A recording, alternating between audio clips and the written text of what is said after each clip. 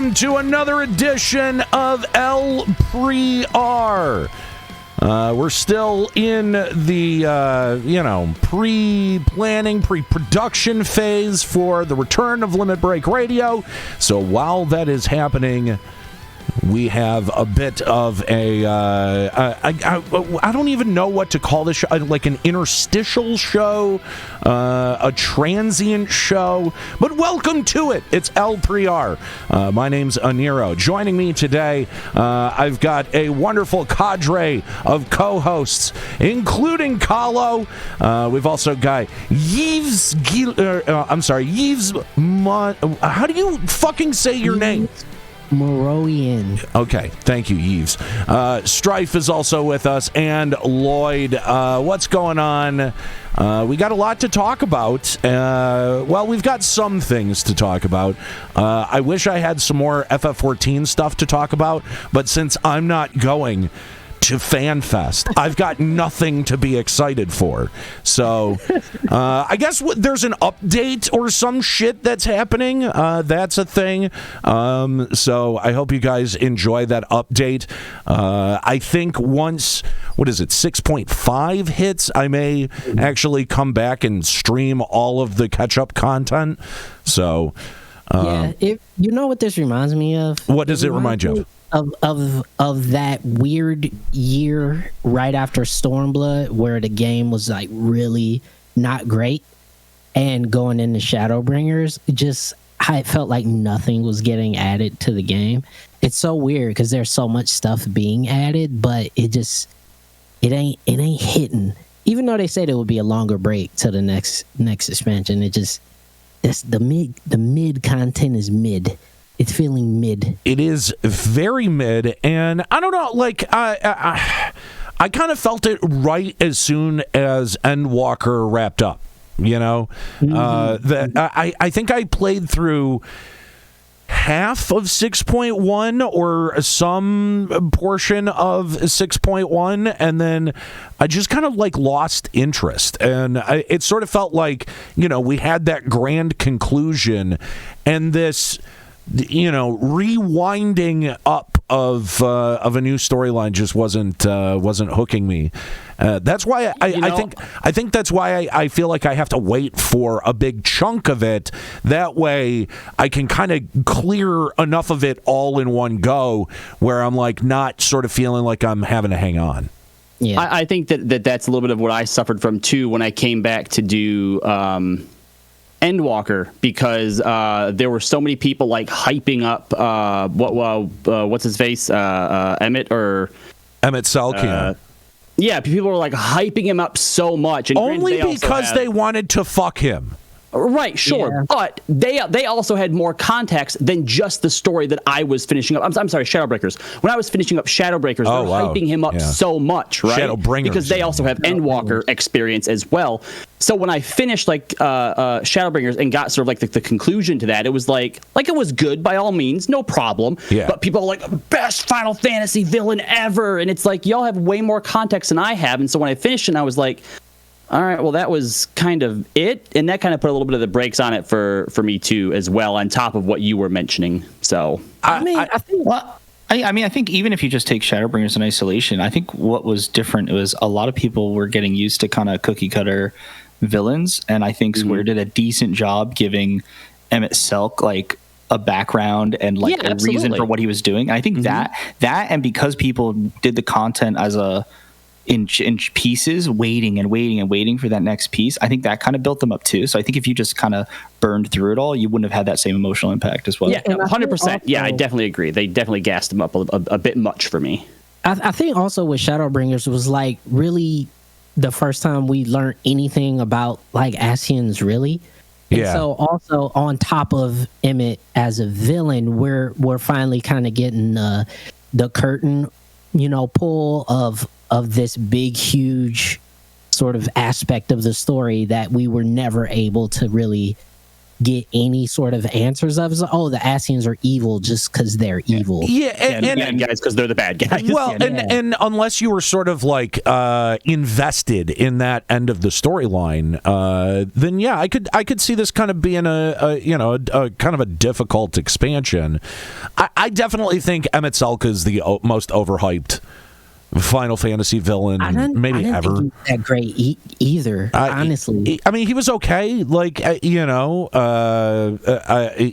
definitely had a bunch of Riz and Question: do you think maybe the reason people are so like into him as well because I know that obviously with us we've played all the Final Fantasies, but yeah. you also have to remember that a lot of people, their first sort of exposure to Final Fantasy was Final Fantasy 14. They've probably gone back and played a few here or there or tried to play a few here or there, but a lot of people just know like 14, 15, and maybe like 10 and 13 or sorry, 10 and 12 and 13. So I wonder if that's part fair. of it as well. Yeah. No, I think that's fair. I definitely think that there is a dividing line of the older, like there are definitely, I've met Final Fantasy fans who have not played any of the PlayStation 1 Final Fantasy games. Right. Which feels like a crime. Which feels like a crime, but like there is definitely there is a graphical fidelity like wall that you hit. Oh, 100%. As soon as you hit that generation of gaming.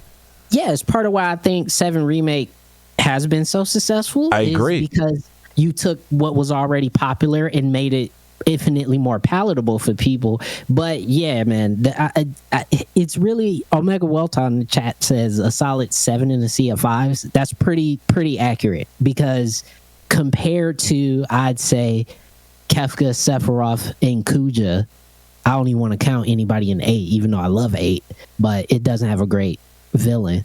It has several mediocre villains. Yeah, it has a bunch of mediocre villains. Yeah. But comparatively to those 3, which I would consider near the top of Final Fantasy villains, like, yeah, man, it's really hard to be a good villain in Final Fantasy, and him himself was just the best one we've seen for a while.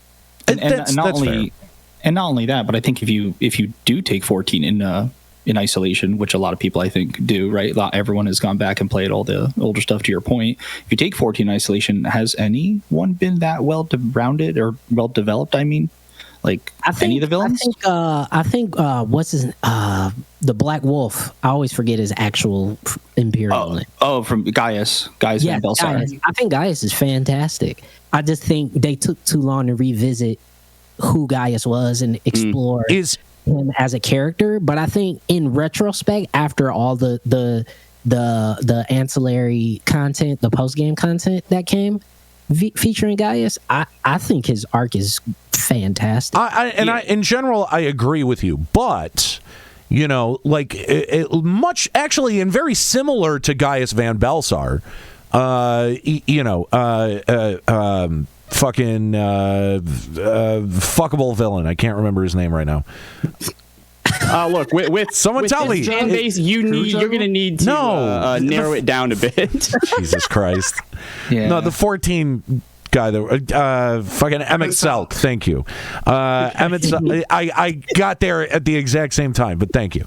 But like much like Emmett Selk is a 2-arc villain where you've got the villain arc and then you've kind of got a bit of a redemption arc, and Gaius has there's little fat on it. Gaius has that as well, and I'm wondering, because I don't think Gaius was that great of a villain until he got his redemption arc, until he was kind of justified in some of his concerns and in his positions that he took.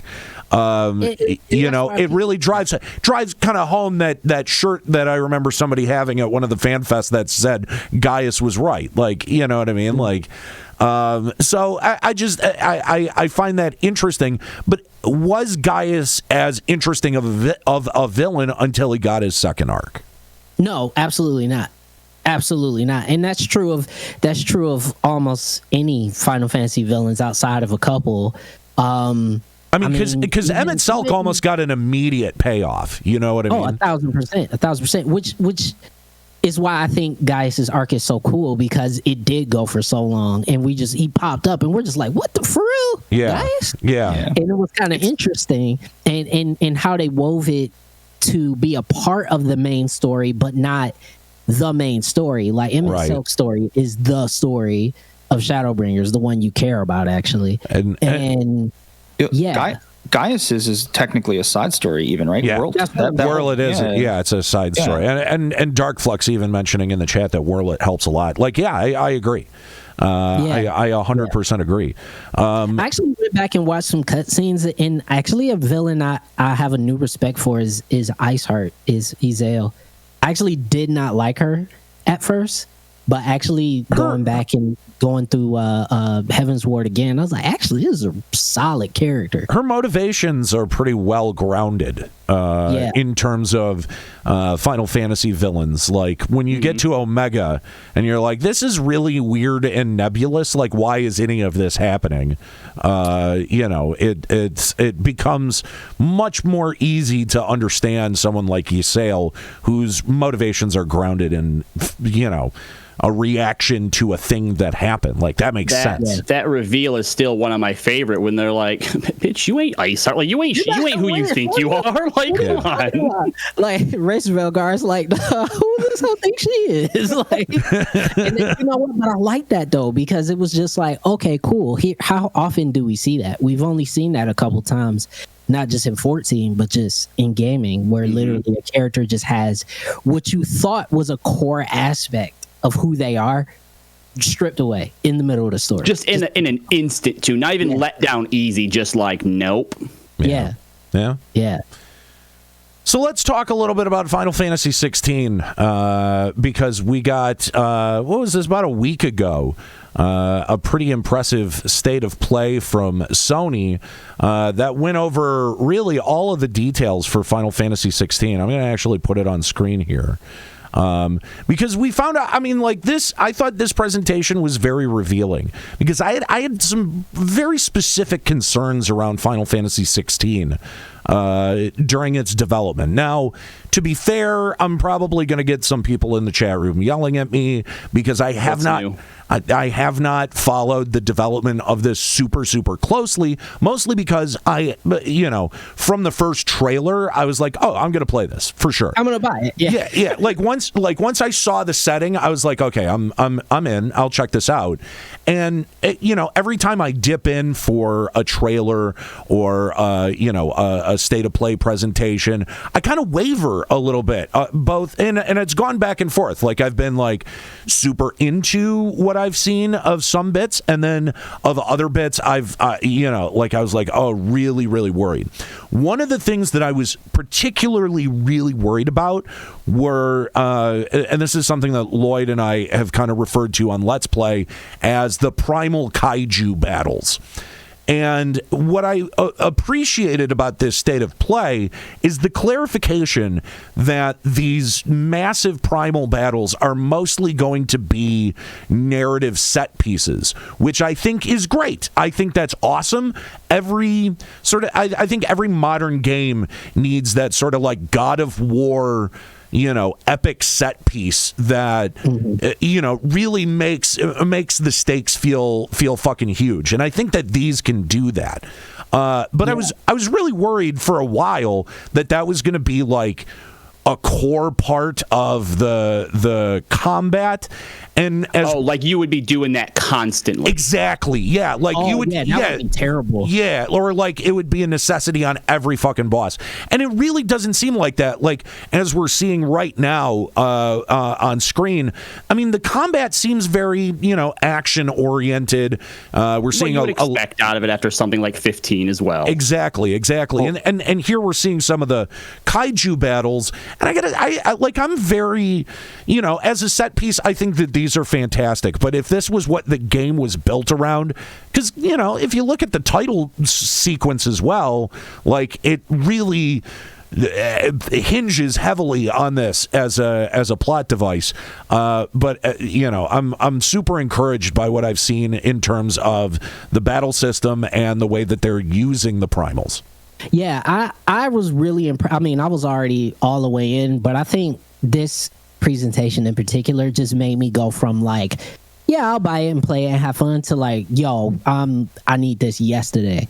Like, you know me, y'all know me. I love my action games. I played Devil May Cry thoroughly, so the combat I was already super in on, but seeing it in motion, I'm just like, yo, this is weird. This is achieving stuff Devil May Cry hasn't done yet. In Devil May Cry's, like, they have not made combat this crazy, even in those games.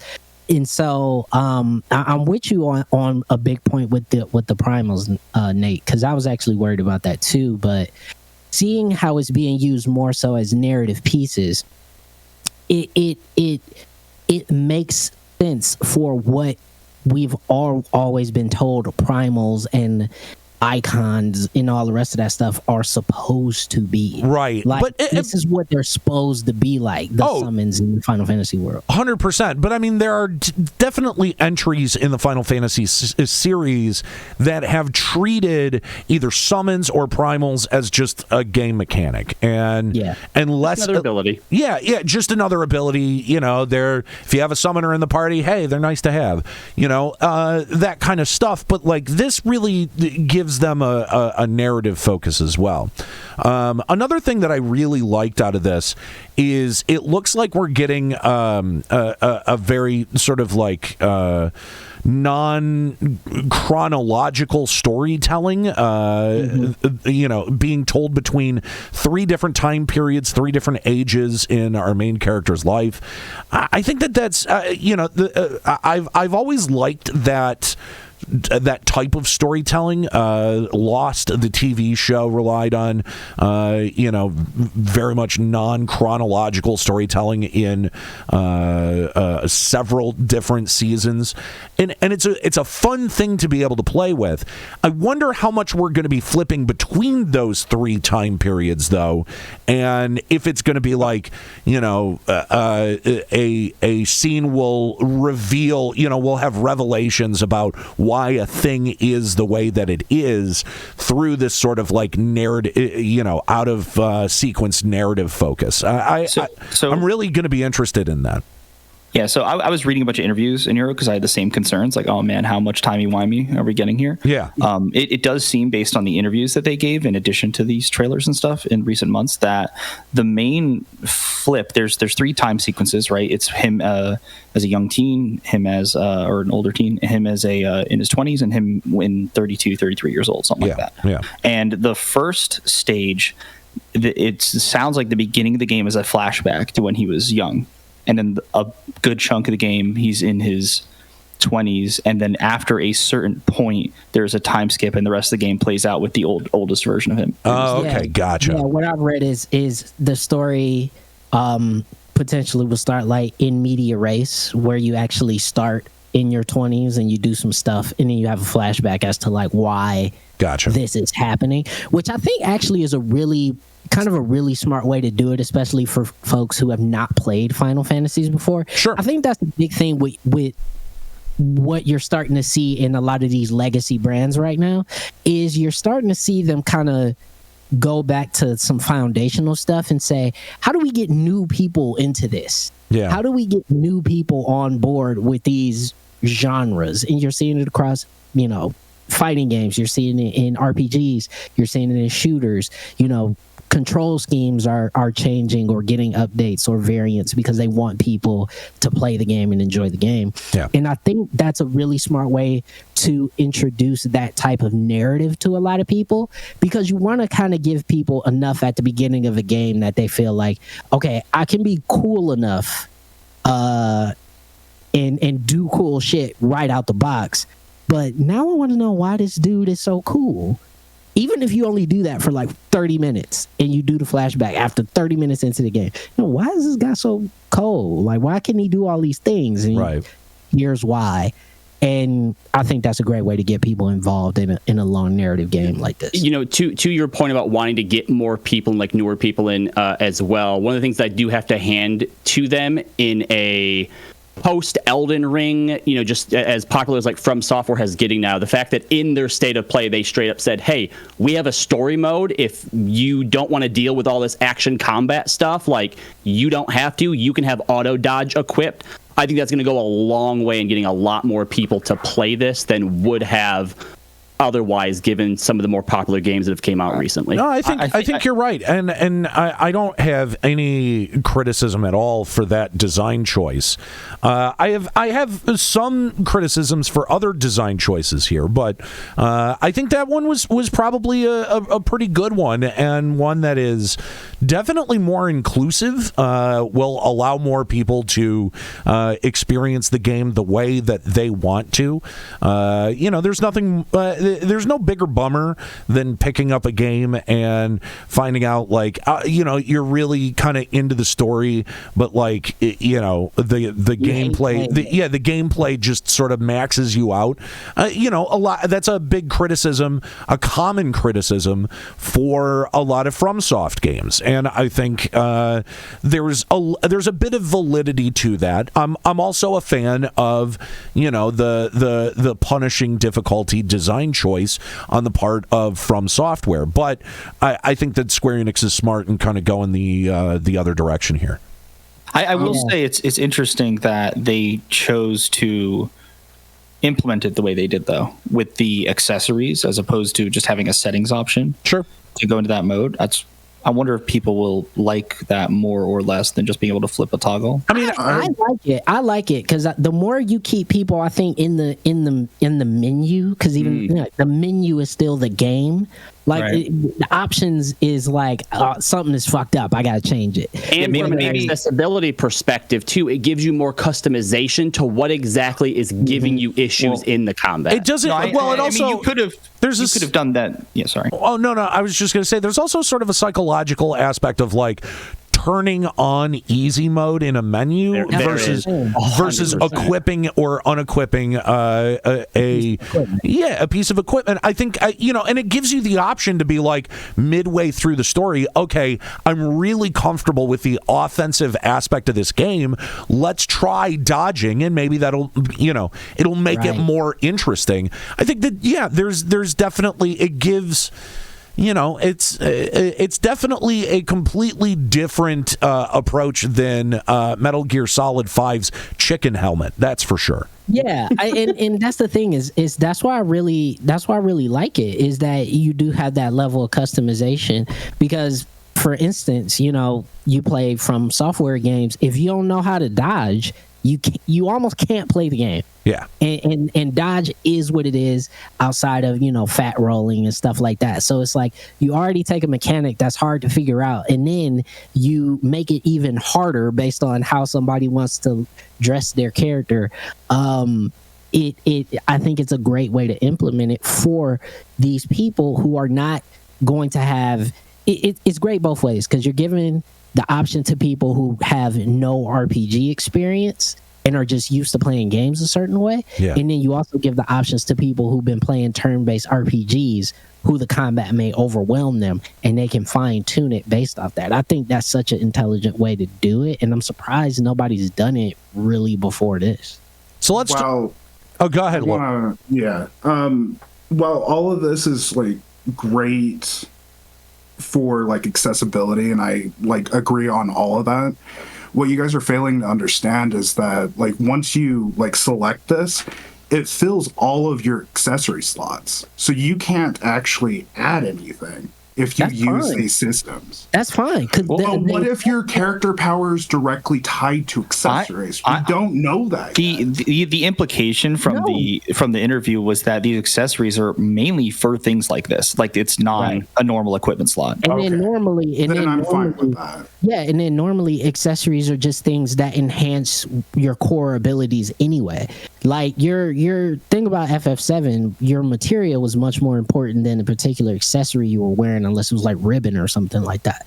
So it didn't necessarily change how you played. It just gave you certain advantages. So it being accessories actually makes a lot more sense than making it like a equipment set or anything like that. Well, yeah, I'm not arguing that putting in the equipment thing is a bad idea. I was just thinking, like, maybe if they didn't use the accessory slots and had a system where you just turn it on by like putting on glyphs or something, just something that doesn't take that slot away from you from other things. But the way you guys put it in perspective, yeah, that makes sense that they would put it in the accessory slots. So Yeah, I agree with you on that.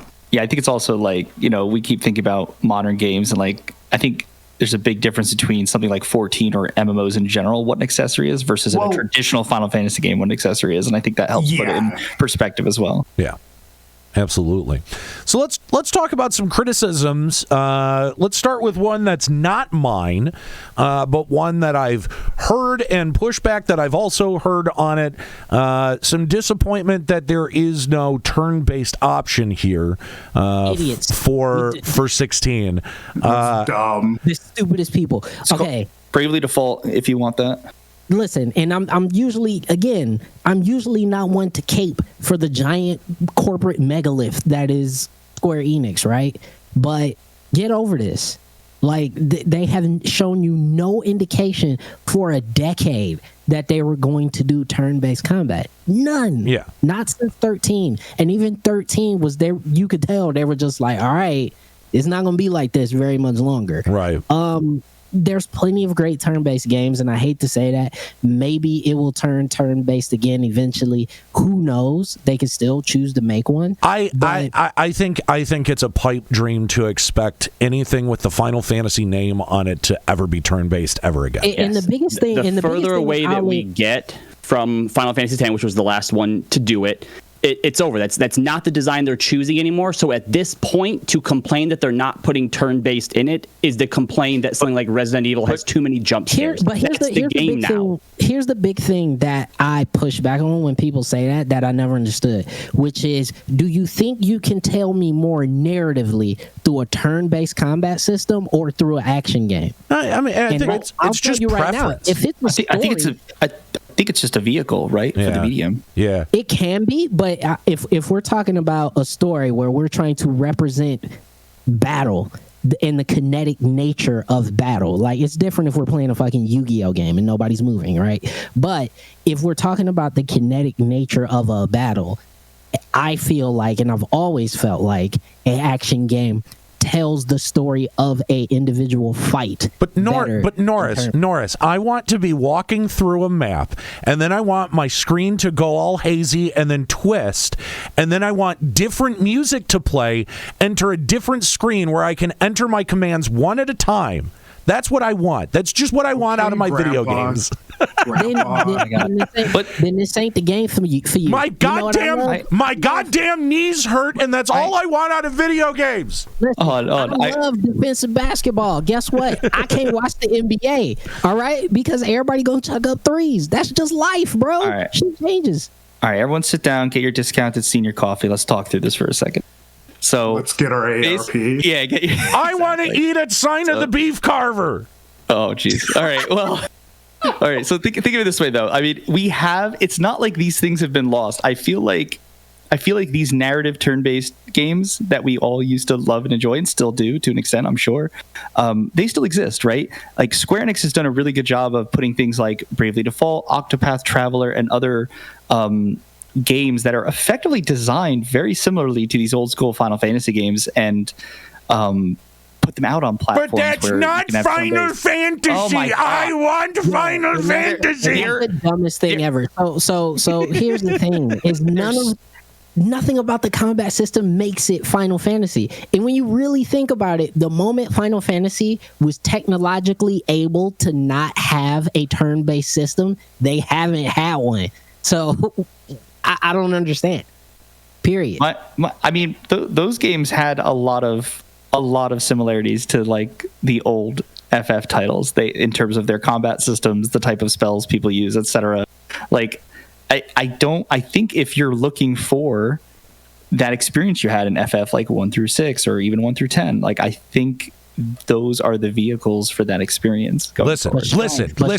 My fucking ungrateful grandchildren have no idea how good I was at these games, and they refuse to sit down and watch me play my old shitty graphics versions of these games. So I need to be able to show them how great it was. Okay, Grandpa. Let's be honest, you ain't having grandchildren. By choice, thank you. Nah, it's real shit, man, and I really hate that, but it's true. People are just saying that because it's you can play Octopath all you want. Yeah. It doesn't have chocobos and Malboros and Phoenix and Moogles and all the other stuff that makes it Final Fantasy, right?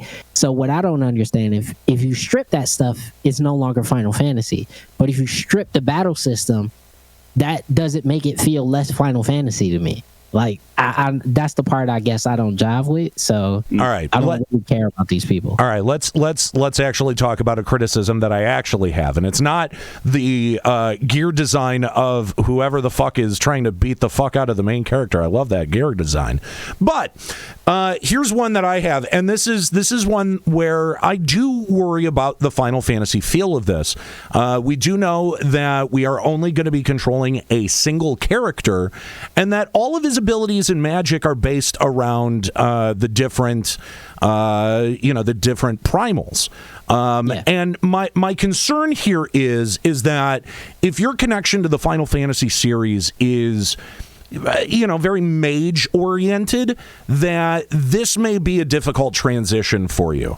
I'm not worried about it personally. I like swords, and there is no shortage of swords. Say that 3 times fast in this trailer. So I'm happy as a pig in shit. But if you're someone who you're like, I'm a black mage, and that's my favorite thing about Final Fantasy, this may be a little tough for you.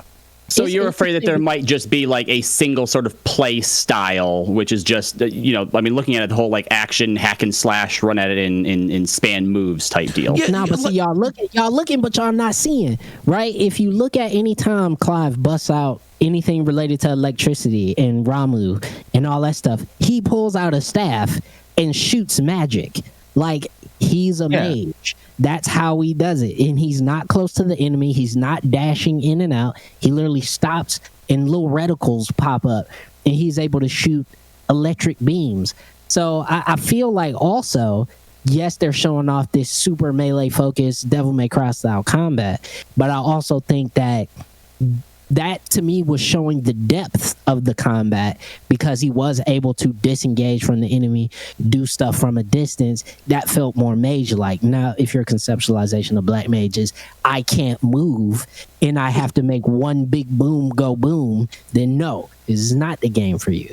But and when it showed the skill tree as well, there's a lot of stuff and a lot of customization in there as well. So I don't think it's going to be that big of a stretch for people who are looking for a specific type of combat style in the game. Yeah, like if people are looking for their Thundaga, go unlock Ramu. I'm sure it's in your talent tree, right? Yeah, 1000%. Okay, it'll be there. And I think, but I know what you're saying though, Nero, is that if you're a mage, typically what you want to be is like a glass cannon, low defense, but if I hit it, it's dead. Right. Like, that kind of play style. And so to that end, I can see what you're saying. But also I think there, at least from a mechanic standpoint, the mage is represented. But if you're looking for that sort of big boom situation as a magic user, I don't think it'll be and also if your magic is tied to which of the primals you've defeated, there's probably going to be some sort of narrative lock that is on a lot of those fights. Like, you're going to have to progress through the game to unlock many of those skill trees, it feels like. I don't know. I'm assuming, right? That's typically how it works with a Devil May Cry game. You typically fight an enemy. That enemy becomes an item or drops an item or something like that, and now you have access to a new weapon and a new skill set. Right. So essentially, that is exactly what will happen. So yeah, so someone who is looking for, elemental magic, and then it progresses to the next tier of elemental magic, that seems to not be present. And I do think that is a bit of a core feeling of a Final Fantasy game. And the second part of that criticism is only controlling Clive. I think that the Final Fantasy VII Remake did such a fantastic job at making each one of the characters that you can control feel mechanically very unique, that wasn't able to be accomplished here, I think is at least a little bit disappointing, and feels like a concession on the sort of Final Fantasy-ness of Final Fantasy 16. The only positive I could say in that aspect is, at the very least, I am intrigued to know what exactly they're doing with this Gambit-like system. They said it's like Gambit, but like crazier, like FF12's Gambit system, but way crazier. That's kind of interesting, but I agree. I think overall it does feel like a concession, especially compared to 7 Remake.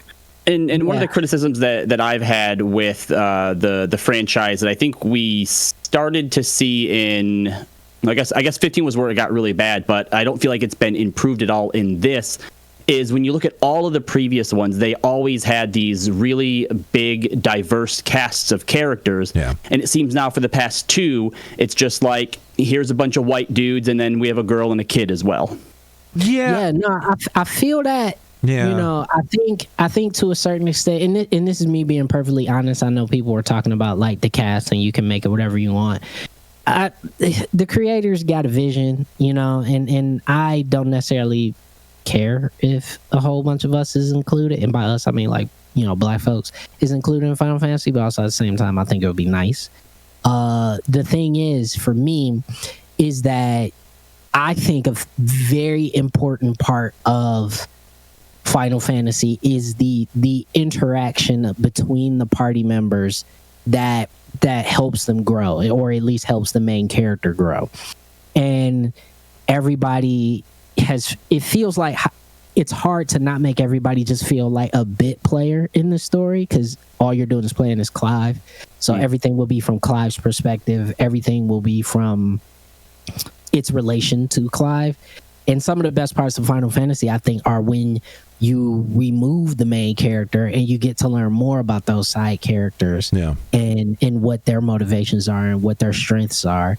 And I don't know how they necessarily do it in this game, but I think that's a really valid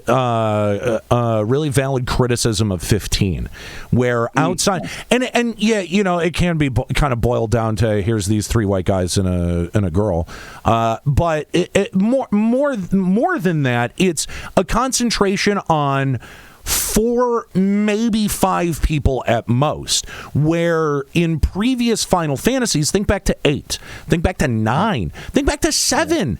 I mean, you have all of these 10. You have massive ensembles of characters that felt unique, that felt really individual, and that's just counting the players that you could include in your party. There were a lot of other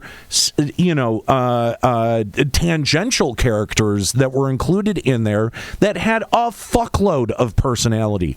Reno and the Turks. Reno and Rude. Yeah. Reno and Rude.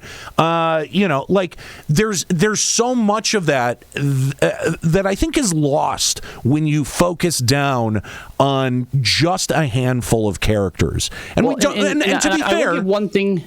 15 as well is they ended up doing a great job. I had a talk with Norris once about what was it, the guy who always cooks in 15, right? Oh, and how their stories ended up getting really interesting, but it wasn't until the end when you have to see those individually through the DLC. Right. Yeah, that was and please.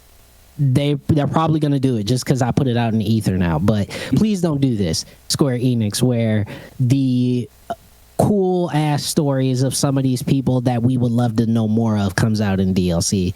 and that's when we get to play as them. I really hated that about 15, and what made it sad is that, you know, I think it's looking like maybe these characters can be a little bit better than some of the ones in 15, but the supporting cast was not interesting until the DLC.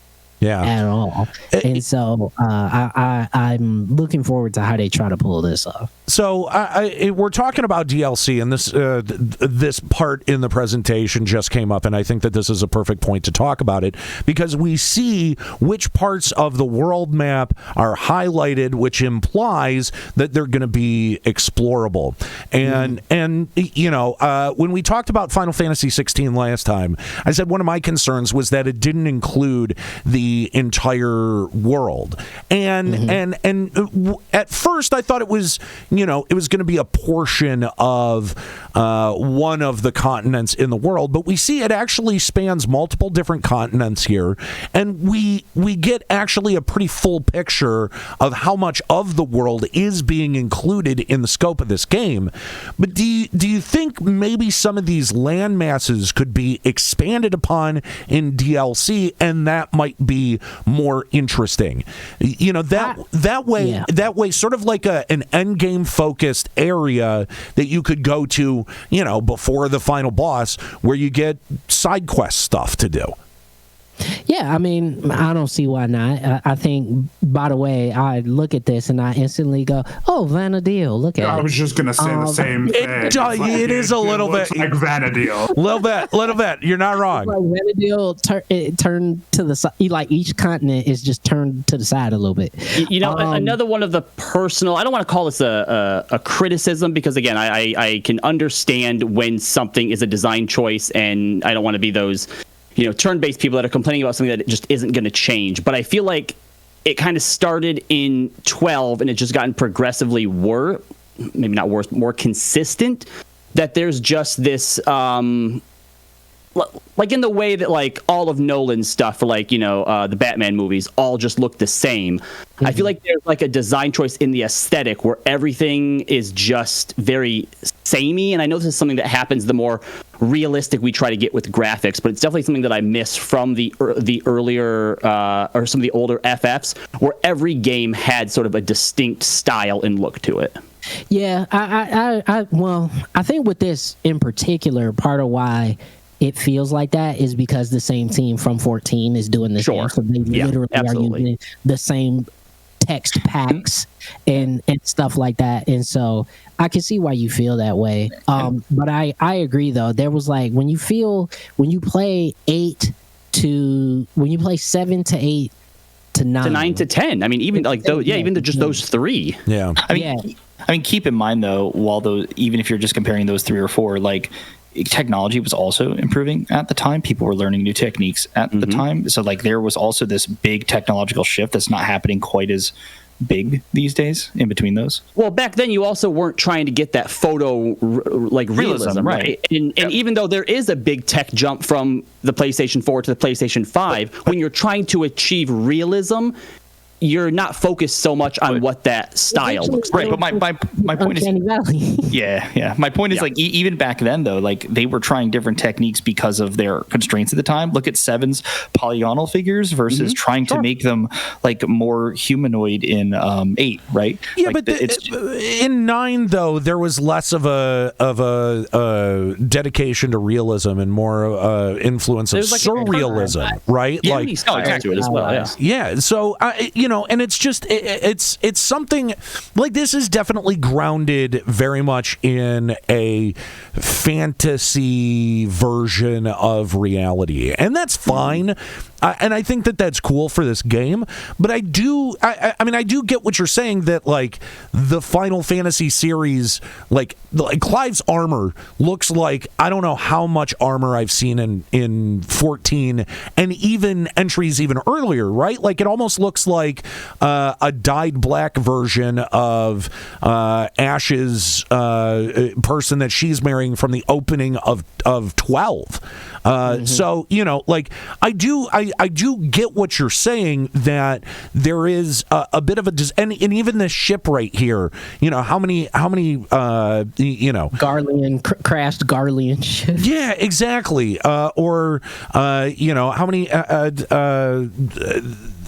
friggin' God, now I can't even Limsa Lominson ships look like that. Like you know, there is a bit of I don't want to call it repetition, but like yeah, like there is a bit of sameness in the design like choice. Something from the FF past of what you expect from game to game was maybe not lost, but at some point it was kind of discarded in favor of, I don't know, focusing on other things maybe. Yeah, like how would you get to a sort of like visual version of 10 from where we're at in the current iteration of Final Fantasy, right? Because that may have been one of the strangest settings for a Final Fantasy game so that weird. that I can it's weird. so bizarre.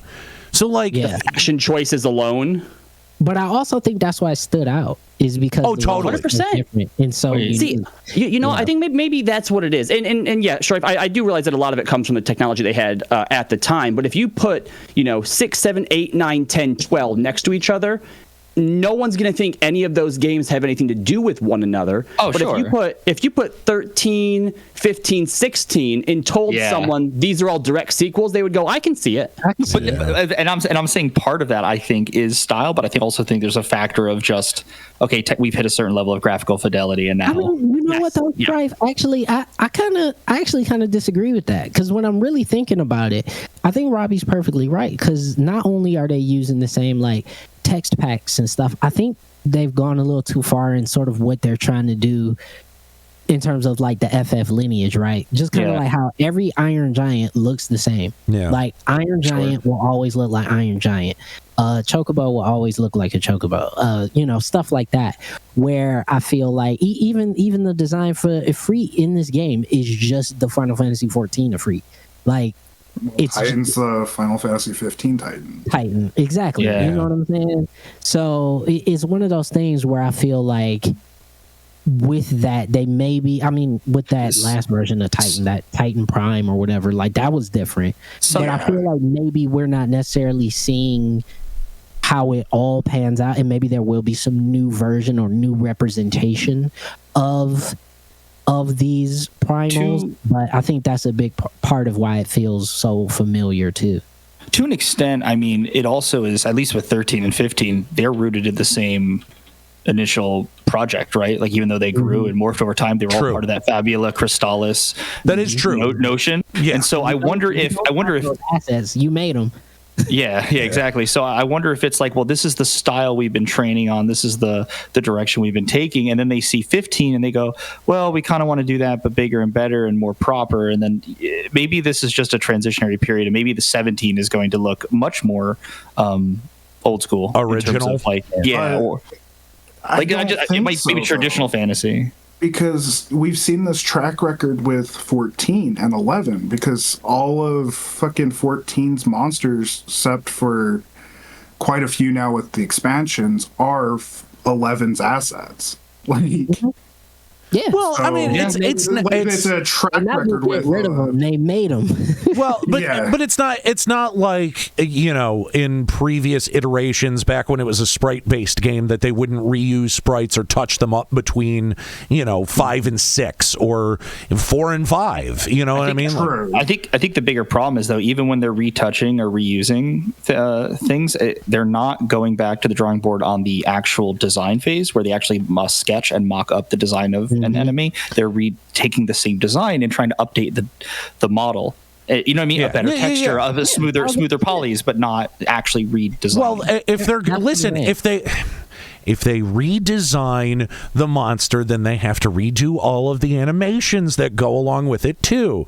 Like, you know, there's reusing assets makes a certain amount of sense, especially if you know, if the engines that you're moving between are fairly malleable. Oh yeah, 1,000%. Because think about it. Think about how quick this game was developed in relation to most other Final Fantasies. It's because they have a lot of the assets from 14 that they're reusing. But it does make me wonder if and when are they going to do, you know, sort of like a next generation from the ground up rebuild for Final Fantasy, because we have seen a lot of reused assets for now several games in a row. And at some point, it does feel like Square Enix, at least in the history of the Final Fantasy franchise, will go back and go, okay, this one we've got a new vision for it. We're going to do it from the ground up, and it's going to be a whole new, you know, a whole new thing. I think honestly, like, I think, you know, I think it was Lloyd that said it, that 17 might be like that, and I actually agree with that. No, that wasn't me. I think that was... Or was it Strife? Yeah. Okay, it was Strife. Yeah, I agree with that. I think the next one, I think they're trying to do this almost as proof of concept of like, look what we can do with the PS5, and Sony's helping us, so we're just going to crack out a dope-ass game. But I think the next one is where I think they start to push the creativity pretty hard.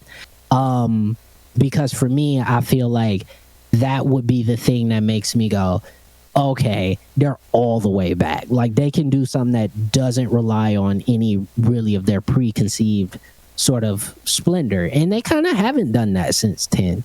That I would say 13 is an attempt, but 10 is the last time it really worked. Yeah, 10 was, I think, the last time it was completely from the ground up. Do agree as well. I'll be the pessimist here and disagree with Norris here. As much as I would love to see it, I think we don't get a big reinvention of Final Fantasy or the aesthetics of it until they get someone new in the chair. Like, especially if Yoshi is ahead of that project. Square Enix has always been about pushing the envelope on what is possible with graphics, right? I mean, even so far back as when they were doing the Spirits Within movie, they wanted to develop their own engine for that, right? Right. So I think they're always going to push to be as realistic as possible. And I think as long as Yoshi is in charge of it, I think we'll get more of what we've seen in 14 and now with 15 as well, or sorry, with 16 as well.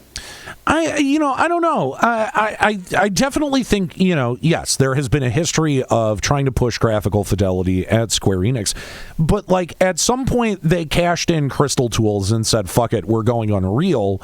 And that may have been, you know, because that's a business decision to develop something like Crystal Tools, because the goal is to be a competitor to Unreal Engine. If you're converting to Unreal Engine, you're completely seceding that ground and saying we lost. Yeah, we lost.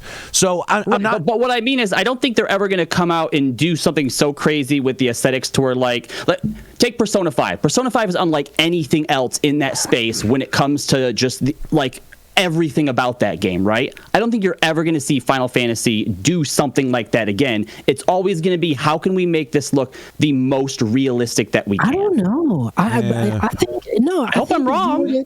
I think if you were to say, right, you could take this exact same engine and say, all right, the next Final Fantasy is going to be like, you know, a steampunk Final Fantasy or a cyberpunk style Final Fantasy, kind of closer. Shit, if you told me that the next Final Fantasy was like cell shaded, right? Like I would be really interested about right.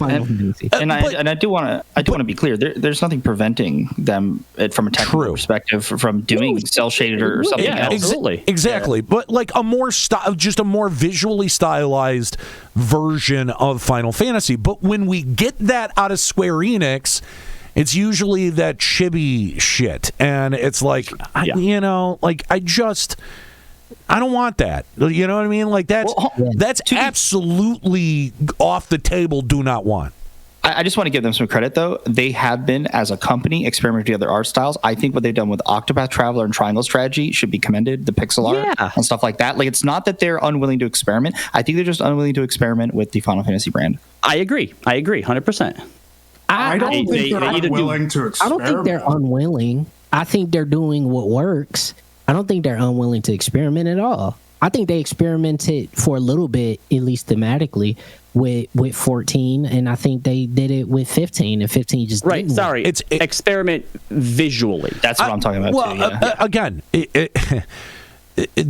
Square Enix is a business, so like you have to have a mega hit on your hands before you feel like you can experiment. And I don't know, guys. Final Fantasy over the last 15 years has been good, but I don't know that they've had a fucking mega hit. You know what I mean? So like on the level of 7, I mean, you know what I mean? You mean almost a culturally transformative game. Yeah, exactly, right? Like the success of 7 allowed them to do some pretty adventurous shit with both 8 and 9. And really 10, if you think 10 about was it. big. Yeah. 10 was actually pretty big. Yeah. That's what I'm saying. So, like, they haven't had they have a Final Fantasy game hasn't hit like that in a while. So I agree. I don't know that that's necessary to to allow. But I think anyone, Square Enix is again, it's a company. They have to be able to make money. But like, Sure, I think and again, if somebody presented something that made sense to them, that was a bit more visually adventurous, that they might go for it. It's not something that I'm faulting them for or being like, I don't understand or anything like that. Totally 100% get it, but it is definitely one of the things that I miss about Final Fantasy. Yeah, I definitely agree with you. I also personal hope, really hope they tone down the sort of like anime storytelling that they had from 15. That was not. I was not a fan of that. It's much less of that. It's shonen as it fucking comes. What are you talking about?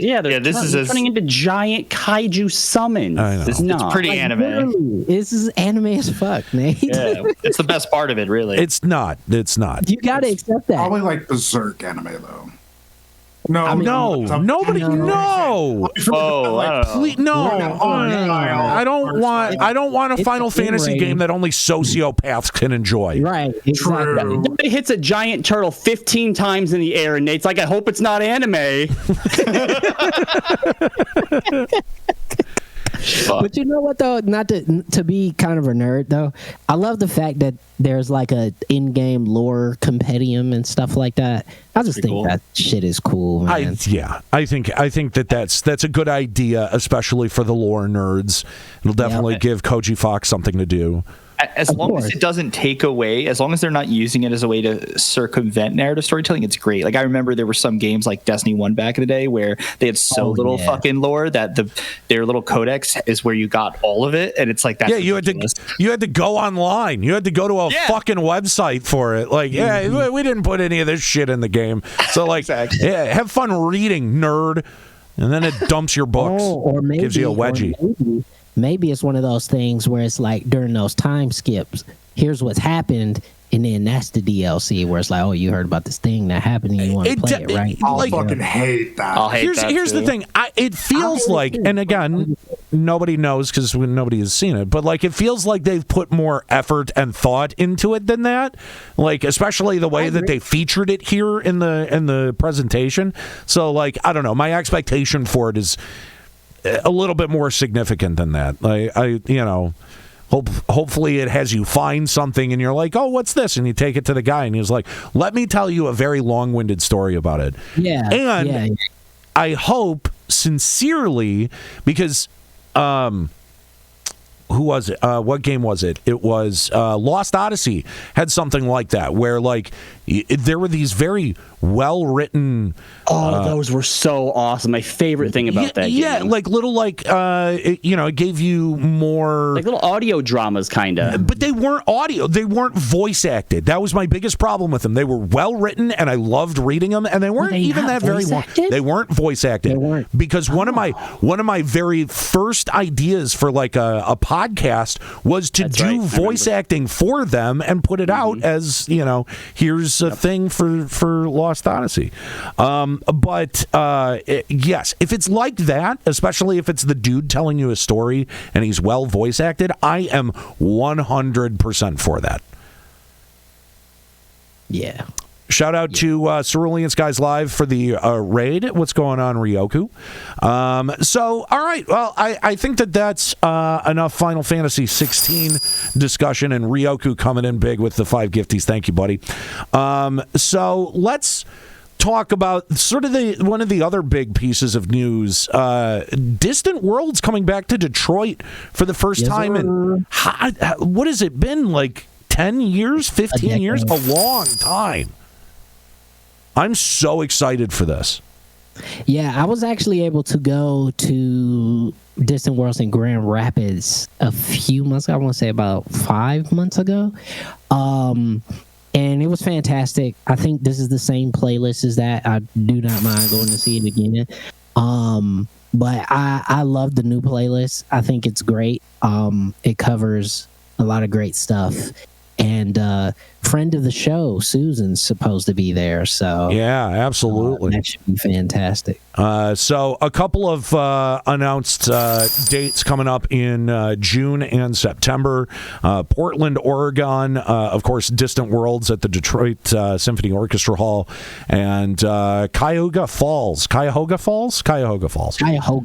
we go. At the Blossom Music Center in Ohio. But it's Ohio, so why would you want to go there? Yeah, don't do that to yourself. Currently, we're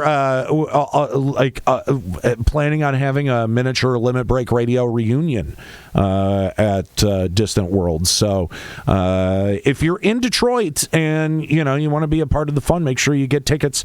Tickets are available over at ffdistantworlds.com. I'm really excited for this. Again, the last time I saw Distant Worlds, God, it had to be like 04, 05, somewhere in there. Was it that long ago? That's what I'm saying. Like, it was a long time ago that Distant Worlds was at Orchestra Hall. So, like, it's a big deal for them to be coming back. Yeah, I'm really excited. Is Arnie Roth conducting? He is, yeah. Yeah, still. Mm-hmm.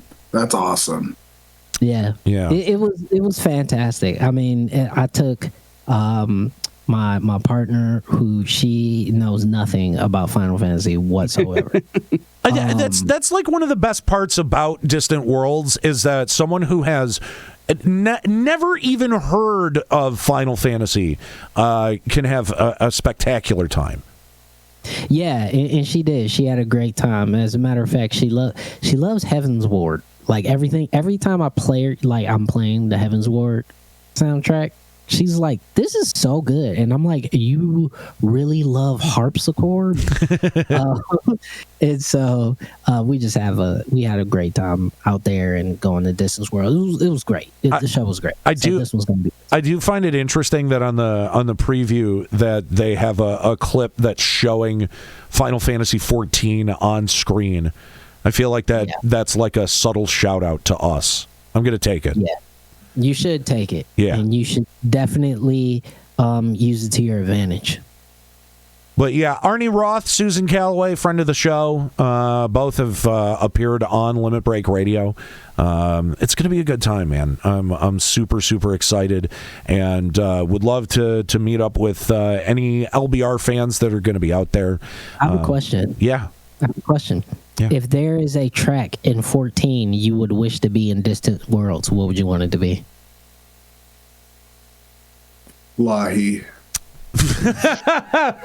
Ban him from the server. Give me a sec. There is one, but I got to remember the name of it. Colin, what about you?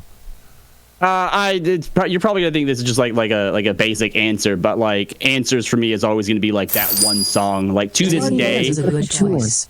I can show people that. Laro saying Lahi is a good choice. That's great. Oh, like even to today, people who have never picked up a video game in their entire life, you can show them that opening cinematic to A Realm Reborn with answers, and I've never shown that to someone and having them not be like thoroughly impressed and like blown away by it. Boo. Homer answer. Whatever. Boo. All right. What about you, Yves? I would definitely say the 1.0 theme to Ulda. Really? I love that song so much. Interesting. I mean, That's what Answers is a good choice, but you're almost guaranteed to get Answers with Susan there. Yeah. Sure, absolutely. No, mine. Especially if Susan's there. You don't bring Susan and not do Answers. True. Mine would have to be "Neath Dark Waters." Oh, very nice. That I have a particular obsession with that song. It's such a good groove, and like, so I got the Final Fantasy XIV soundtrack box set on vinyl, and that was the very first thing that I played on it because I just love that song. Strife, what about you? Oh man, it's tough. I like so many. I mean, my favorite songs, I just don't know how good they would be in like that kind of orchestral concert. But my favorite's probably Shadowbringers, the opening, like the main theme. Oh, okay. Man. Yeah. But we had to get 88 Pavarottis to stand in the back. Yeah. With that opening note. Oh man. Yeah. So I don't know. It's tough. I mean, there's definitely like you think about some of the compositions from Endwalker. And that final zone, I can't think of the name of the track. I know what you're talking about. It's really good. I'm trying to look it up because that was going to be my end singer. End singer, No. No. It's the one. The zone before. Yeah, it's the one that kind of gradually builds as you unlock different parts of the zone. Yeah, who did the giant orchestra thing? That's the song, isn't it? Not the orchestra, the choir thing with the Final Fantasy community.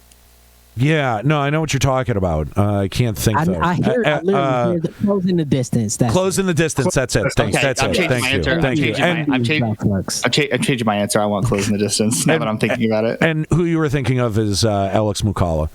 Yes. So yes. Excellent musician. Yes. Alex is awesome. He's great. But the thing is like, could you do Close in the Distance at Distant Worlds? It doesn't feel like you could. Feels like you could do Close in the Distance a little bit easier out at something like FanFest.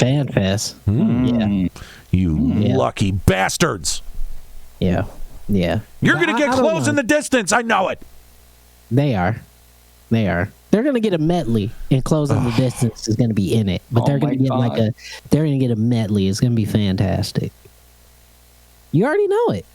Yeah, I do. It stings a bit. And there's going to be audience participation too. Yep. People are gonna cry. It's gonna be fantastic. If they bring out Jason Charles Miller, people are gonna lose their shit. They have to. I feel like he's probably got a price tag for showing up to something like that. What if they got Elton John to sing it? Are you high? Yes, definitely high. Very high. Okay, all right, just checking. Actually, that shit might be heat. That's not the craziest. It might actually be though. That's not the craziest thing Lloyd has ever said. Yeah, because who has a smaller price tag? Of course, Elton John. What? I mean, that might be their breakout hit to actually fucking make it big on the world. Like, does he have a residency in Vegas? Is that a thing? I don't think he does. I don't think he does. No, he doesn't. The only person there who would come do it is Usher, and I'm not sure that would quite fit. Their budget's probably R. Kelly. Womp womp. What does it cost to get him out of jail? I don't know. $18 million. Really? I thought. I mean, because prisoners tend to work for 27 cents an hour, so he's going to die in jail. Yeah, you could probably get that concert fairly fucking cheap these days. T-Pain? No, he can sing. I want T-Pain to do the entirety of the Stormblood soundtrack. I just feel like that would be interesting. Send him, honestly, no, like knowing what I know about T-Pain, send him a DM. He'd probably be like, "That's a cool idea," and just do it. Yeah, yeah. I think it'd be so cool. Yeah. Now it's just what artists could do Final Fantasy 14 tracks well. Who's in Vegas and has 25 minutes? Did you know that Doja Cat plays FF14? That is the least shocking thing you've said. Shut the fuck up! Really? Yeah, apparently back in 2021 it was a story. Yeah. Dude, listen, 14 is a big enough game, just like World of Warcraft was. Yeah, where absolutely. I am 1,000% sure that there are famous people playing that game. So it should regularly. not be hard to get somebody like, like a huge headliner to get in there and like do something with it. Listen, all I'm saying with that information is that my DMs are open at all times. Doja Cat, you know where to find me. Good plug. Yeah. Before we get out of here, though, let's just kind of talk about what we've been up to. I know it's been only a month since our last one, and that's the way that this should be. By the way, it should be a monthly endeavor. Just a reminder that today's free show is being brought to you by the generosity of Sevo Kevo. I also just realized that the last episode never made its way to Patreon. So these will be on Patreon, but moving forward, these episodes will be for subscribers only. And so you can hope to get a gift sub, or you can sub here yourself. And patrons will also get access, although it'll be a little bit later than normal. So like with the last episode, I was like, oh, it's out there for everyone to see. You can just come to the Twitch channel and find it. I also thought it was sitting on our YouTube page for a little bit, and then realized today that it wasn't. Anyway, yeah. So because they're free, they will also be on Patreon, but they'll be posts that everyone can see. But yeah, moving forward, this is a Patreon exclusive show, or you can sub here to the channel. And just a reminder that all of that Patreon money, that sub money, is going towards the revival of Limit Break Radio. So thank you for your generosity. But yes, let's talk about what we've been doing personally before we take off here. Myself, I've been working on an audiobook. Nice. What? Yeah. Like somebody else's or your own? Yeah, somebody else's. And I've actually signed an NDA and can't say whose it is. That's cool. It's okay. It's time consuming. Cool. The guy who wrote it is reading it, so I don't have to do a whole lot of coaching on what it should sound like. No, I'm not narrating. No. But I'm engineering it and doing the post production. So that's just been taking up the bulk of my time. Hey, it's a production credit, man. That's fantastic. Yeah, and it's pretty fun. Doing this show for as long as I have has gotten me really acclimated to editing long form voice. So pretty good at it. So yeah, it's time consuming in general. So for the record, could see you narrating. I have considered it. I'm not a strong reader though. Although Norris or Eves, you would remember from Checkpoint. I'm not, like anything longer than four lines of text, and there's a pretty good chance it's going to take me 3 tries to get through it. Yeah, not the strongest reader on the planet, but I mean, it's something that I've been asked to narrate books on tape. I just haven't had the time to do it. If someone paid me up front to do it, that would be a slightly different, I think, story. That'd be a welcome addition. Right. I think the one time that I had the offer, it was like, we'll pay a percentage of what it sells. So it was like, well, if it was an upfront thing, it would be a little bit different, but. Yeah, so that's what I've been working on. I mean, most that and like just full-time radio work, trying to make it work in the old radio business. I don't know why, but you know what? Public radio is way different from commercial radio, and a lot. It's a different vibe altogether. So that old state-sponsored media. I'm still waiting for my goddamn state-sponsored media check mark, Elon. Where the fuck is that? But yeah, no, it's good. Yeah, dude, yesterday. So this week marked 2 different holidays that I actually celebrate. Like every American Western holiday, they're based around consumption, but they're based around consumption of 2 things that I actually like. So, of course, we had 420 on, what was that, Thursday this week? Thursday. Whatever, I erased it from my memory, and I celebrated that quite successfully. And then yesterday was Record Store Day, and me and my buddy, my roommate Will, went around to 4 different record stores. And I don't think I bought anything that was like a Record Store Day exclusive, but I bought a shit ton of records. So, Nice. yeah, but that's what has been going on with me. Eves, what's up with you? Still doing a lot of Esports Illustrated writing. Got some actual interviews coming up, so be on the lookout for that with some folks in the gaming and esports world. Actually been helping my partner out with her business. That's actually been quite fulfilling, believe it or not. In addition to still looking for some other things, but I've been doing a lot of writing. I'm like 7 chapters into my book that I'm actually writing. Sweet. So doing good there. Hopefully be done by the end of the year. So that's pretty much where my day is going towards right now, but more on the horizon. Got a lot of irons in the fire. Right on. Kala, what are you doing? Like Norris, also writing a lot for ESI. I've been doing a lot of Apex content. The Pro League for the ALGS is getting ready to wrap up as they go into their playoff season. So I've been covering a lot of that, and also playing Apex. Almost got into Diamond with Weirdbeard and Frostmite last split, which is the top 3% if we can actually finally get there at that point. Although I'm mostly being carried by them, if I'm being completely honest. But I do okay here and there. And then obviously a bunch of D&D stuff. Me and Buttered Apple opened up a Patreon a few months ago where we have over 170 magic items. I'm making one of those a day and adding it in there. So hopefully, eventually it becomes a well-known and well-regarded compendium for make a book, homebrew type stuff. Everyone's doing a book, apparently. Do a book. Everyone's making books. That's right. But yeah, we do. The main D&D that we stream on my Twitch channel, we do on Monday nights. Callie's part of that. Juxta's part of that as well. I think we have our 59th or 60th.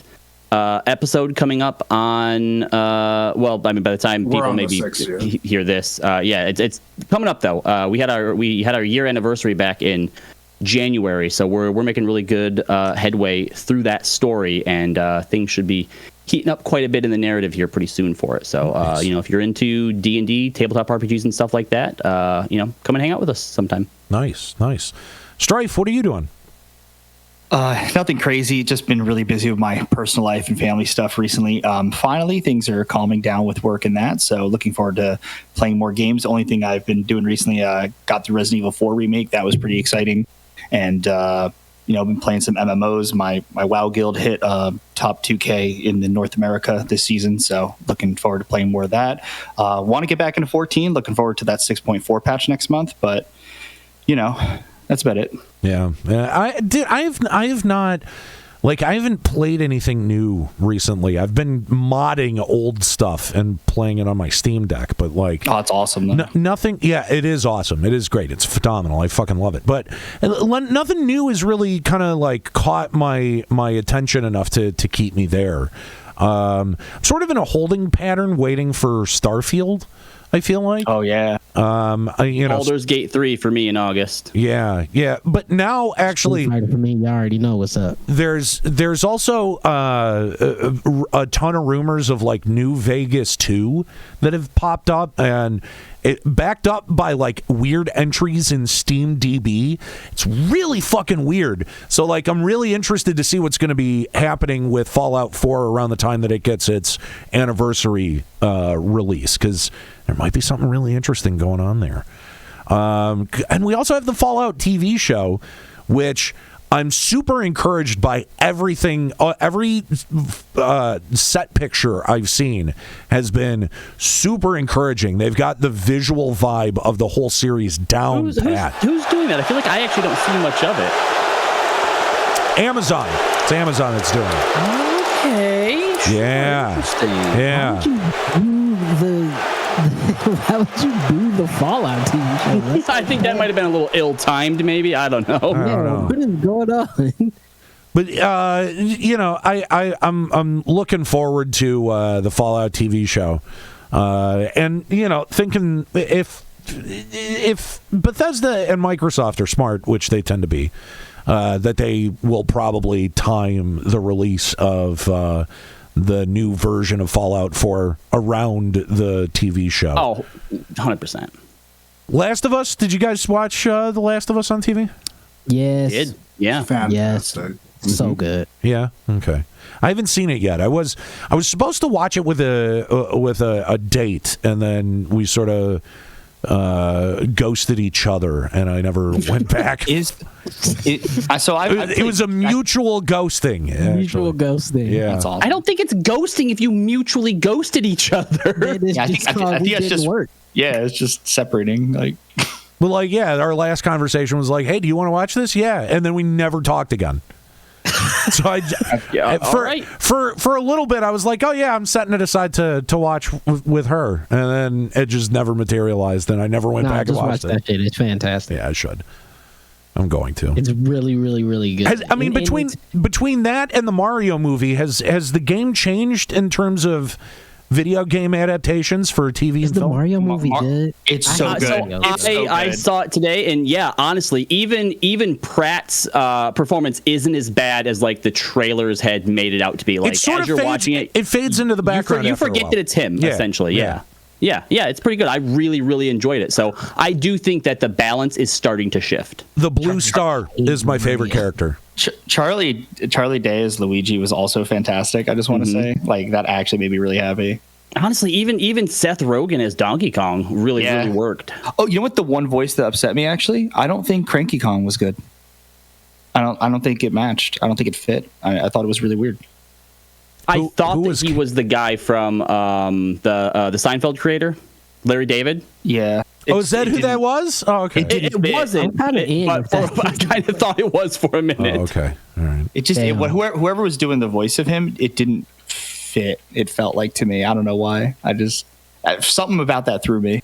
But everything Fred else. Armisen. Gotcha. It's Fred Armisen? Oh, wow. Okay. Yeah. Oh, that's. It just felt like it was weird for the character. I don't know why, but there was something off about that to me. It could have just been me. But everything else in that movie I thought was absolutely incredible. All right, well, come on video. So has is now like, does that shake the bad mojo? I mean, like, especially the redemption of the Mario movie, specifically from the Bob Hoskins pilot. Oh, definitely. Oh, it definitely pushes that as a very, very distant memory.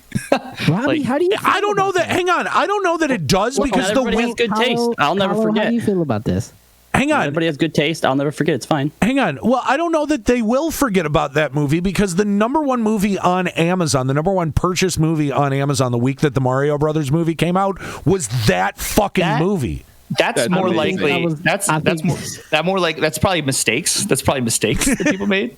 I would have to think, but John going like, it can't be that bad. Oh my God, John Leguizamo was awesome. Okay, that's all I'm gonna say. John Leguizamo. Yeah, what was his name? Fucking name. I'm sorry. Leguizamo. I know. I said that completely wrong. Leguizamo. Sorry, I'm tongue tied. Linguini. Oh my God. Oh man. No, who was the guy that played fucking Bowser? Oh, Jack Black. He was awesome. No, No, not in that one. God, I can't think of his name. I want to say Mads Mikkelsen, but it's he was the guy from Blue Velvet. You know, it was Dennis Hopper. Thank you, Dennis Hopper. Yeah. Yes, the guy from Blue Velvet. I was waiting for him to ask for a Heineken or Pabst Blue Ribbon. Get mad at Heineken. Yeah, anyway, it really does seem like a lot of the bad mojo around video game adaptations has been shaken, especially two back-to-back really well done adaptations that are both loyal to the source material and delicate in the way that they adapt it for the audience. I think it's just been really smart. I think the next test for how far removed we are from it, because I could see it honestly going either way, totally bombing, being terrible, or actually being all right, is the Borderlands movie. Terrible. It's not going to be good. Probably not, but who's doing that? I haven't heard anything about that. Well, I'll tell you all you need to know to doubt it. Kevin Hart is Roland. Oh, God. Stupid. Well, Stupid. as far as You're already taking a stupid world about a stupid game and making it even stupider. I don't know why anybody is gonna like it. Jack Black is Claptrap, so I'm excited to see that. Oh boy, I can't wait for Mad Max with Kevin Hart. I'm not gonna lie to y'all. I think Jack Black is the most gassed entertainer, bro. There's nothing anything with Jack Black. I'm like, way to get me to not care. Did you guys see the single they put out after the Mario Bros. Movie came out? Yeah. It's so funny. What the fuck? It's like they gave this man a song to sing in the movie. They're like, well, we can't not give him a single now. Like, so honestly, swear, so I don't get it. They were clearly fans of Tenacious D. What more do you need to know? I wouldn't be surprised if we find out that he just like did that whole song just like off the cuff, and then they just slapped music underneath it. That was the entire shtick of Tenacious D. I don't think they wrote any of those lyrics. They just went into a booth and recorded it and was like, it's the best song in the world. And they're okay, it's done. All right, cool. What's the next one? It's going to be about cock push-ups? Great, let's do it. I mean... Don't get and it. that Prince money. Yeah, it did for a while. I mean, keep in mind that the very first appearance of Tenacious D for anyone was in fucking Biodome.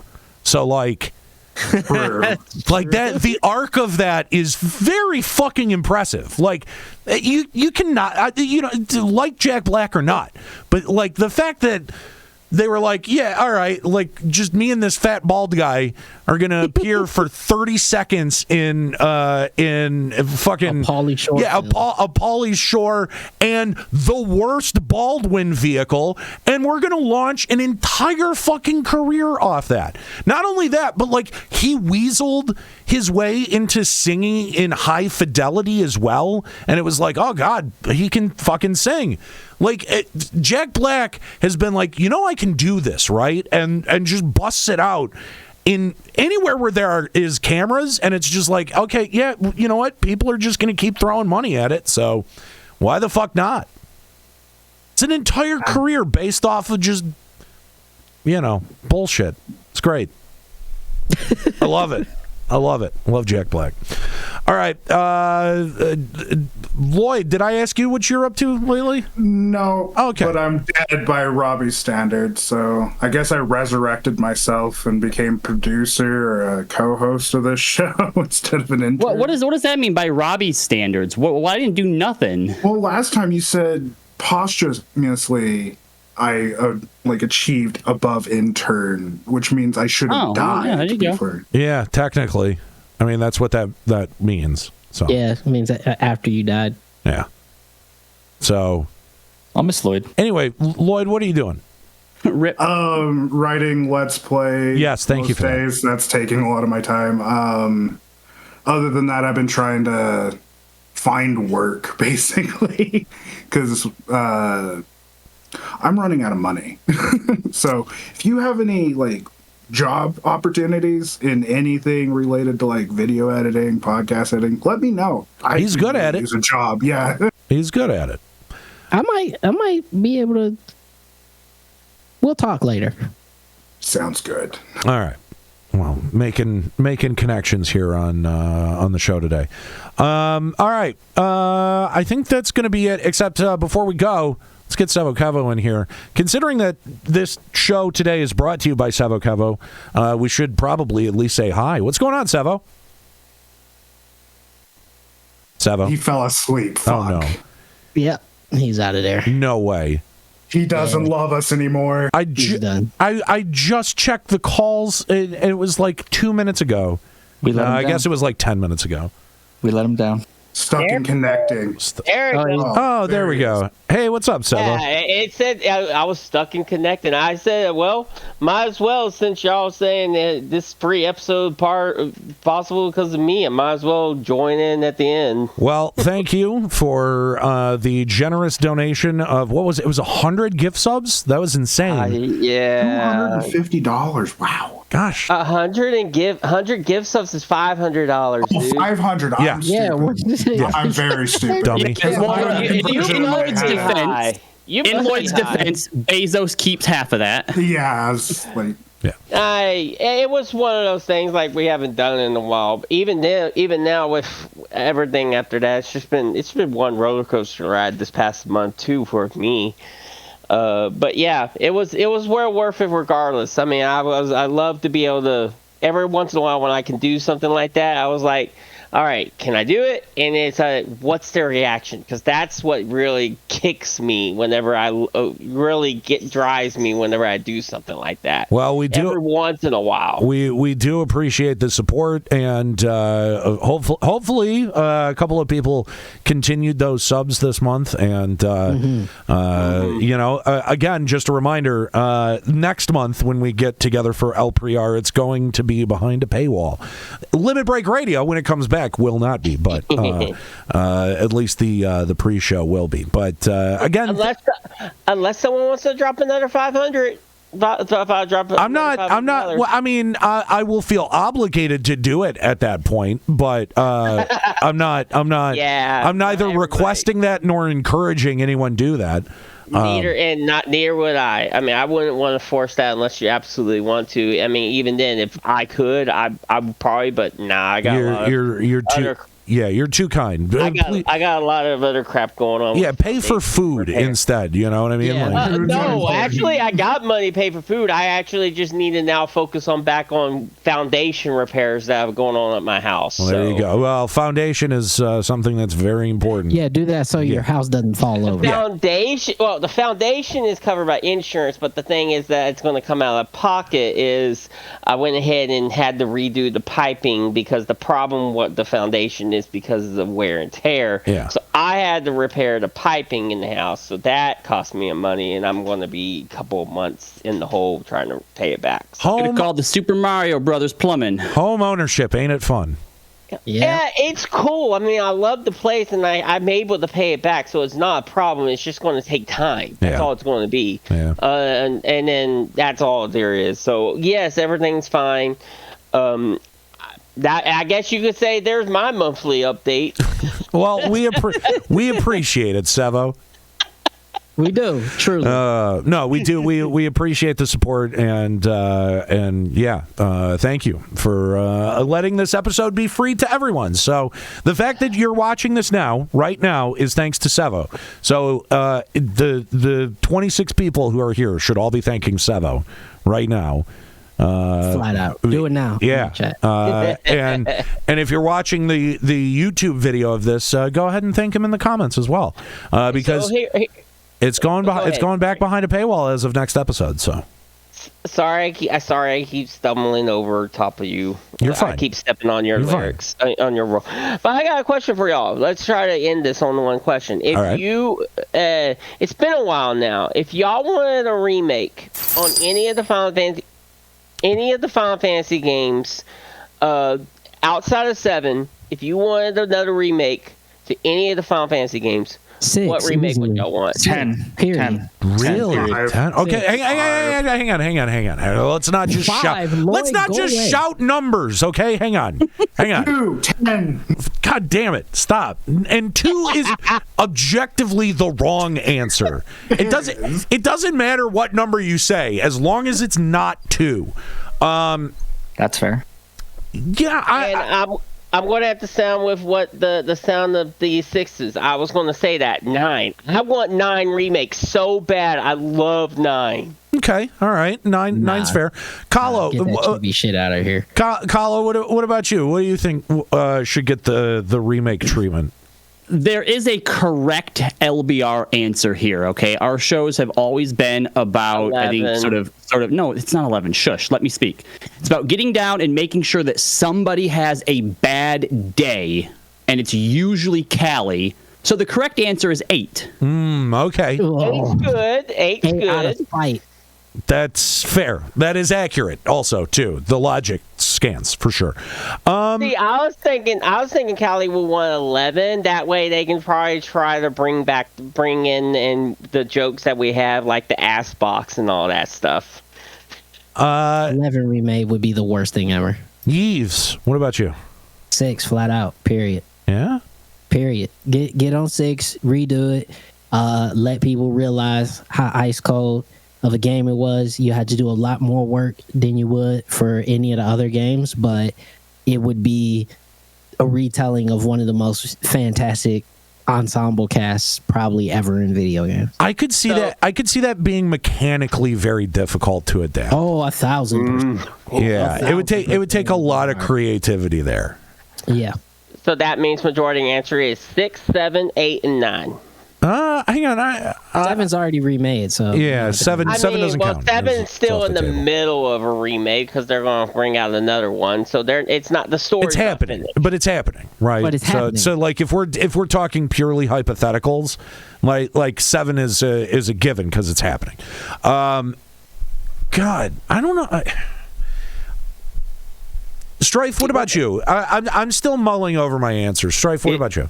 If I could pick one that's not a numbered title, FF Tactics, hands down. I love that. I love Tactics Advance, like any of the Tactics games. I would love to see those remade. But if I has to be a numbered title, it doesn't need to be remade. It's not the one that deserves a remake, but I just love it so much. I wouldn't mind seeing 10 remade with different combat or something. I think that I think that that's such an interesting answer because like 10 still feels very modern, especially when that's you play. my problem with it. Yeah. You know, That's why I said it doesn't need it. Yeah. It doesn't deserve it. But like I love it so much, I would buy it again. That's literally where I'm at.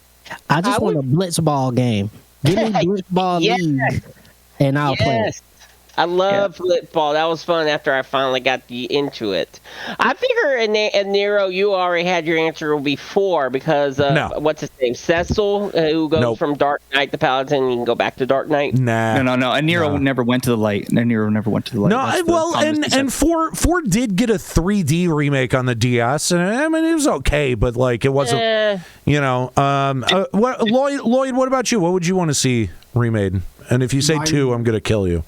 No, my other meme choice would be Final Fantasy Legend 3. I can remember that.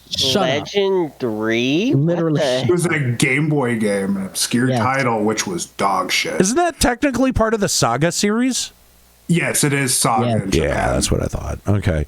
But no, my real answer would be Final Fantasy V because I just love that game and the battle system. Like, just the way you could change your jobs and shit. Like, it has the most expansive job system in all of the Final Fantasy games. And I want to see that fleshed out, not in, like, MMOs like Final Fantasy 14 or 11, but I do think a return to the job system in a modern Final Fantasy would be fascinating. I think it'd be sweet. I think it would be dope. I think it would be.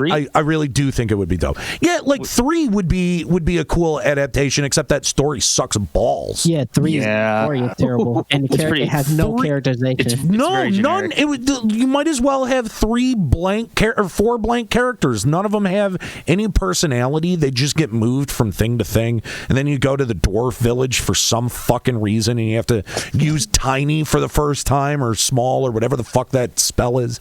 God, I hated that game. I loved it mechanically. I hated the fucking game. I felt like I was playing a Pokemon game the entire time. Could I say 15? Except I want just an entirely different game. Like I don't want a remake. I just want a different game altogether. Is that fair? Can I say that? That'd be awesome. Yeah, like just redo everything about Final Fantasy 15. Like I don't want any of the characters or the combat system or the setting or any of those things. Just take it down. Make it a different game. Yeah, take it down to the studs and remake a different game and call it Final Fantasy 15. I we would keep Noctis. Fuck no. Noctis is the worst part. Oh, damn. Sorry. Really? I would figure we by far. all go. I figure we could all agree on, since LBR was born at the root of this game. I figure it'll be kind of interesting if there was a 11 remake, which I highly doubt that's ever going to happen. No. But It's you so- can think you can think about if they could bring back the difficulty that stuck us into the game because of the No one would difficulty. play it. No one would play it. No, no not one as would play it. yeah. Man, Bro, we're stuck. these We were in that Zoomers- game 'cause there was These nothing These else fucking to do. dude, bro, these fucking Zoomers are not gonna sit down. It brought back so many Alright. memories to the game. Oh wait a minute! I don't have Sevo, fast Sevo. travel. What the fuck Sevo. is this shit? None of Sevo, those memories are good. Sevo, I'll tell you this right now. Someone did it. There are these things called private servers, and I will Yep. tell you this: they maxed out at less than 4,000 players. You're don't not wanna going to play that. sustain. Can I- You're not, and that's a free project volunteer time. You're not going to sustain a actual live service MMO that people have to make a business out of in the modern world with those mechanics, because it was a different era. Yeah. Like, as much as we are nostalgic and it drives us, I don't think we can go back. I don't think you can put turn back the clock. We have to. We have to be absolutely honest about our time in Final Fantasy XI. That's not nostalgia, that's trauma bonding, okay?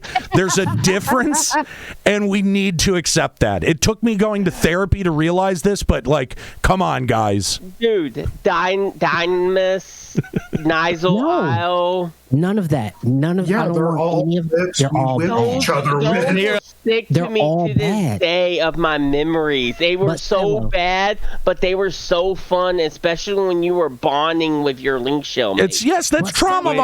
bonding. Wait a Exactly. Listen, Wait a minute. Sevo, listen to me. No, Sevo, listen to me. It's just like back in the day when your grandparents would talk about throwing lead pipes at each other Back in my the day. 40s.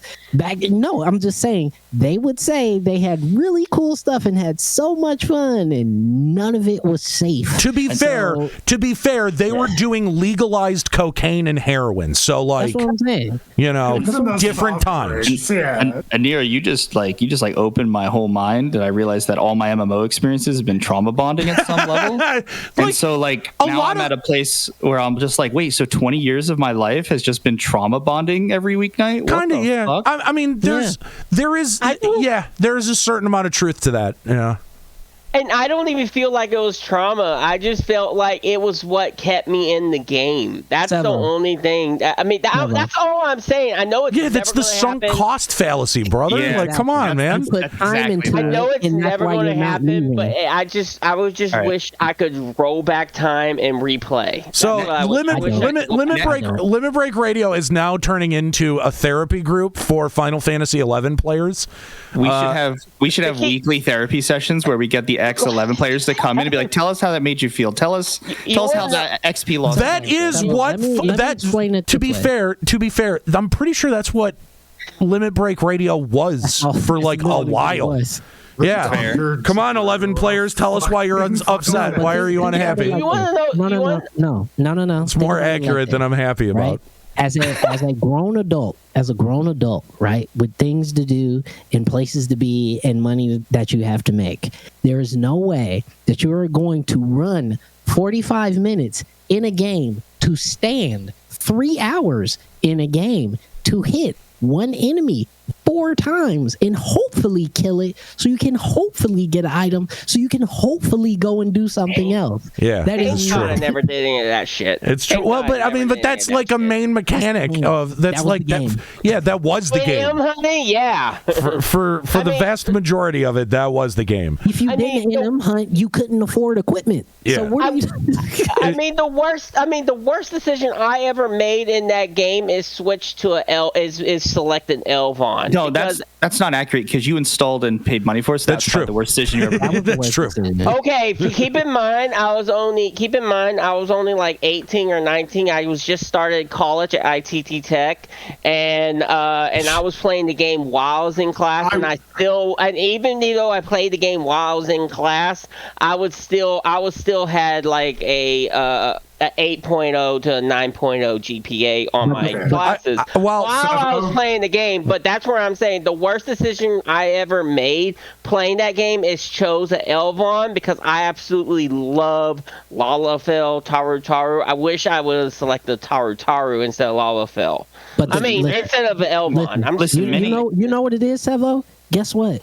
11 is still active. If you are nostalgic for 11, you can go play 11. We're never remaking that game. Ever. If you want, there's no way. But there's no way I can do a race change on my character to go to Lala. Then go to a private progression server and go relive your dream and tell me in like 6 months how that made you feel. Yeah. I don't even have time to play. I'm still worried. Then the whole argument is moot. Exactly. You're making our entire point. I'm just bringing back memories. Bringing back memories. That's all I'm doing. It just doesn't make any financial sense. Doesn't scan. Yeah.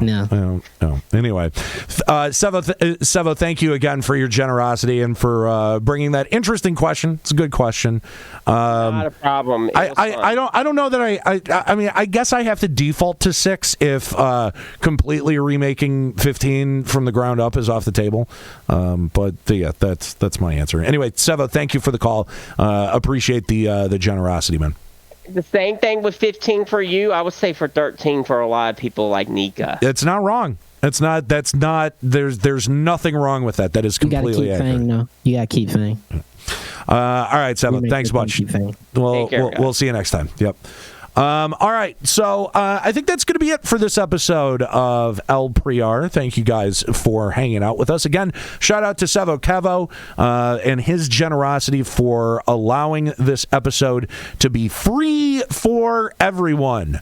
We can probably, we could probably figure out other ways to make future editions of this show free for everyone. But as of next episode, it hides again behind a paywall. So if you're having a good time, consider subscribing to the channel or heading on over to patreon.com/Limit Break Radio. What?